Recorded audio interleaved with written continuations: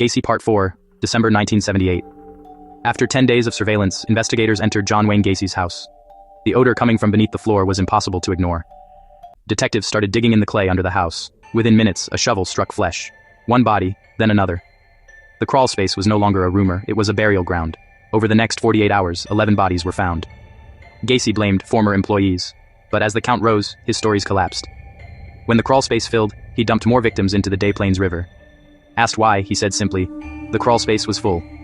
His lawyer, Sam Amarante, warned detectives, if he tries to leave, shoot his tires out. They kept him under constant watch, unsure whether he'd flee or kill himself. Confronted with the evidence, Gacy smirked.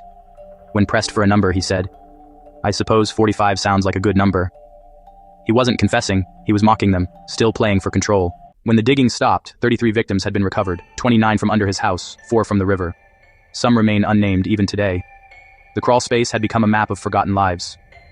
The trial began in 1980. Prosecutors showed careful planning, the defense claimed insanity. The jury needed just 2 hours to find him guilty on all counts. He was sentenced to death by lethal injection. In prison, Gacy painted clowns and skulls, selling them to collectors. Families of his victims begged for the works to be destroyed, calling them souvenirs of evil. Psychologists said he showed no remorse, only self-pity. Even behind bars, he denied being gay and described gay men as degenerates. Most of his victims were male, yet he claimed he wasn't like them. Experts called it self-hatred turned outward, violence born from denial. He later invented a separate personality, Jack Hanley, and blamed him for the murders. Psychiatrists said it wasn't schizophrenia. It was manipulation, another way to dodge responsibility. On May 10, 1994, Gacy was executed. His last meal, fried chicken, fries, and a strawberry dessert. His final words were, "Kiss my ass." Justice came, but far too late. For years, police had dismissed missing person reports, labeling the boys runaways. Many were never searched for. Gacy thrived because indifference protected him. The system didn't just fail these boys, it didn't care enough to look.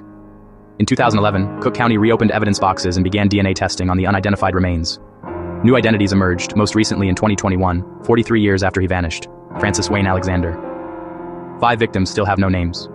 The case is legally closed, but investigators are still working to identify his remaining victims. Gacy's crimes changed how missing person cases are handled in America. Police now share data between jurisdictions, and LGBTQ+ youth are no longer dismissed as runaways. Every name matters. Every disappearance deserves to be seen. Gacy's crimes could have been stopped.